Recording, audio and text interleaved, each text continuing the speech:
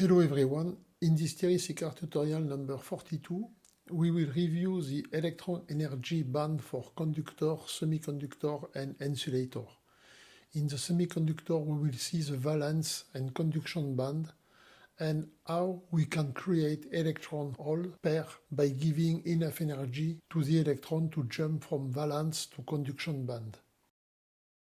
If we take both isolated atoms, having two electrons with the energy E1 and E2, each atom will have the same energy E1 and E2 for those electrons. Now, if we reduce the interatomic distance, represented by the horizontal axis, atoms are closer to each other and start to interact. In this case, each electron will have its own energy because it is not possible that two electrons have the same energy if both atoms are in interaction. When the interatomic distance is bigger than the covalent distance, electrons in the atom can take all the energy value between E1 and E2. Now, if we continue to reduce the interatomic distance between atoms down to the covalent distance equal to 2 times the 111 picometer of the silicon covalent radius, which means 222 picometer, the possible energy is splitted in two bands called valence and conduction band named BV and BC. Those two bands are separated by a forbidden band where some energy value are not allowed for the electron. The energy gap is equal to 1.1 electron volt. In a crystal, N is huge, so this creates a continuous energy level available for each electron in the same crystal. In other words, N atoms in a crystal means energy level E2 and E1 will be replaced by N different energy for E1 and E2. The electron used in the covalent link between atoms have the valence band energy possibility. The electron in the conduction band energy are available for the current conduction. But in a pure semiconductor at 0 degree Kelvin, electrons have the lowest energy, so the valence band is full and the conduction band is empty. This means that at 0 degree Kelvin, the pure silicon is an insulator. The definition of an electrical current is electrons movement. In this slide, I try to do an analogy between electrons and people movement by replacing the electron by a person. The valence band full of electrons is replaced by a metro car full of people, as it is often the case at rush hour. As you can check, I kept the parity between male and female in the car. The conduction band is replaced by a metro car empty but placed with higher energy represented by higher elevation. In the empty metro car, has no people, no current, has no electrons, so no current in the conduction band. In the full metro car, people are there, but as they cannot move, no current either, because current definition is people moving. Now we increase the temperature to the room temperature as 300 degree K. At this temperature, some electrons located in the valence band have enough energy to jump the band gap barrier of 1.2 electron volt. So one electron is removed from the electron team used for the covalent link, and this electron has enough energy to be in the conduction band. In our analogy, the person received energy to go in the almost empty metro car placed at higher level. The person increases his potential energy by using the stairs or elevator. Now the person in the almost empty metro car can move, so equivalent to a current as the electron in the conduction band. Now, in the almost full metro car, the empty place allows each people in the car to move to the left one after one. In this process, the empty place moves to the right as the lack of electron, called hole, in the valence band. As the electron, which is negative, moves in the left side, the hole behaves as a positive electron moving to the right side. So, for simplicity, we can consider hole as a positive charge with a specific hole mobility as electron mobility. Of course, the hole mobility is less than the electron mobility. The analogy works pretty well to understand this mobility difference. So it is obvious that the lack of people means hole in the almost full metro car will move slower than a single person in the almost empty metro car. But sometimes I prefer keep in mind that only electron moves. So we could say that holes are electrons moving with low energy in the valence band. Or holes current is current provided by electron used in the covalent link with a lower energy. But this current will be only possible if some empty places are created in the valence band. I hope this analogy will help some people to understand better the current using the electron in the valence band.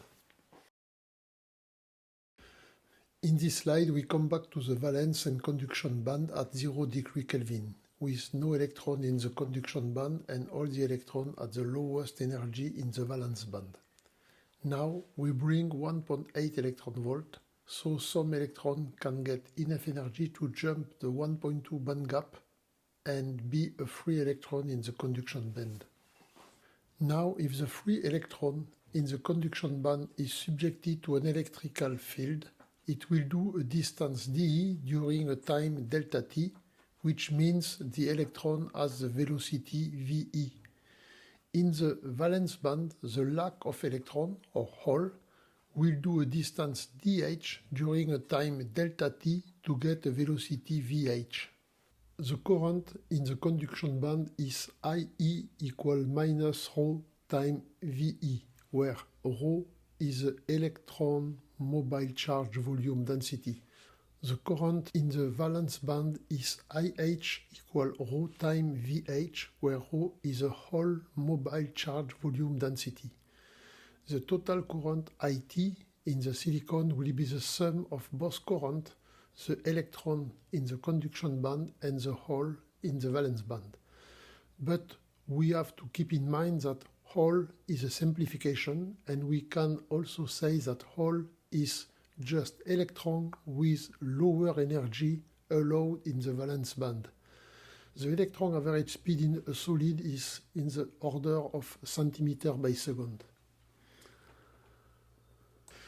In this slide, we will compare the electron energy band for 4 different elements: carbon, silicon, germanium, and aluminum. The aluminum is a conductor. We can notice that in this picture, only aluminum have an overlap between conduction and valence band. This means that conduction band has always free electrons to move and provide currents. The 3 other elements have a forbidden band called band gap with energy level not available. The energy gap is different with 6 electron volt for carbon, 1.2 electron volt for silicon, and 0.6 electron volt for germanium. In a crystal, electron cannot have the same energy. So in this slide, I represented 8 electrons with its own energy. At the lowest energy, at 0 degree Kelvin, carbon, silicon, and germanium have the conduction band empty, so they are insulator. Now, we provide an energy of 1.4 electron volt. This energy has no effect on the carbon because 1.2 electron volt does not bring enough energy to jump the 6 electron volt barrier. So carbon will stay a good insulator with its conduction band always empty. For the silicon, I noted the electron energy from E1 to E8 when the electron with E1 and E2 energy close to the maximum energy of the valence band received an additional energy of 1.4 electron volt, they get the possibility to get higher energy E9 and E10 in the conduction band. But the energy E1 and E2 is now available in the valence band. The same amount of energy, 1.4 electron volt, in the germanium will allow to all the 8 electrons to move in the conduction band. Now silicon and germanium have their conduction band almost empty and the valence band almost full. So silicon and germanium become a semiconductor because few electrons in the conduction band and some lack of electrons in the valence band. To get better understanding of what happens to the electron when energy increases, I represented the external silicon shell full with their 8 electrons with energy from E1 to E8. Then, as electrons with E1 and E2 energy have enough energy to jump the band gap, they become free electrons with E9 and E10 energy available in the conduction band. Both holes with energy E1 and E2 are available now for electron position. I hope it is clear with this representation that both electrons with E9 and E10 energies are free to move in the crystal to allow electric current. I want to thank you for your attention. On my next Thierry Sicard tutorial number 43, we will talk about Russell Hall working in the Bell Labs of AT&T, which got the intuition that semiconductor more or less resistant was due to the impurity in the crystal. This brings to the idea to get the semiconductor as pure as possible, then to dope the semiconductor with specific element to get semiconductor dope P or N. So see you soon and stay tuned.